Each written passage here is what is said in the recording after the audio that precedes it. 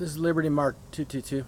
So anyway, I've been listening to some videos lately about God and Christianity and stuff. And there's a lot of young people that seem to be very negative against Christians.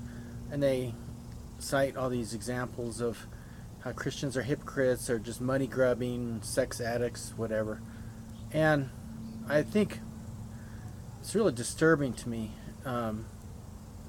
It's like you could paint a whole group of people by one person or by different people, right? So, I mean, you could say that, black people are such and such because this person did this, or Hispanics are this way, or gypsies are this way, or young people are this way, or old people are this way, I mean, it's, I don't think it's very, what do you call it? It's not very profitable to, I mean, if you want to really attack people, certain people, I mean, let's say you wanted to attack gays or something, or, women or anything else. It seems like it's okay to attack Christians for some reason, but why is it okay to attack Christians in this manner? I guess it just gets people riled up, and people like to talk about maybe deeper issues, which I think is real important too, to talk about intellectual things instead of a lot of the fluff that you hear on the news and the radio and whatnot, stuff that doesn't even matter. And one thing that really that I've been thinking about lately is evolution and Charles Darwin. And it seems like our society, it accepts everything that that Darwin wrote as some kind of a biblical fact, and it's scientific, right? That whatever he wrote, whatever he said, it's like some kind of revelation from God or something. But it's not, because he's against God. He doesn't believe in God. He doesn't believe in he believes in science, I suppose, right? Or his definition of science, which doesn't include God. So I guess it's a humanistic type of science. So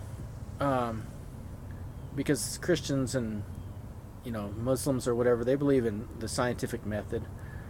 How could you not believe in science? Science is just a description of the natural world, like physics. You have physics, chemistry, the study of motion, the study of heat, electricity, all the different types of sciences, right? Now, nobody disputes this. We don't dispute the different facts of biology, like how life begets life, right? Now, it used to be certain evolutionists, they thought that there's a thing called spontaneous generation. They said if you have like dirty rags, that it'll produce mice, right? Or you have like rotten meat, it produces flies.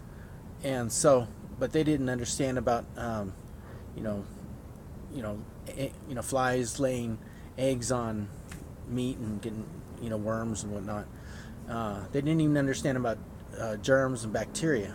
They used to believe that there's a book I read about these physicians back in the Middle Ages, and this is before Pasteur, and they'd be going to the mortuary and examining people that had died, with their bare hands, and then examining women afterwards, and these women were like getting sick and dying from these diseases.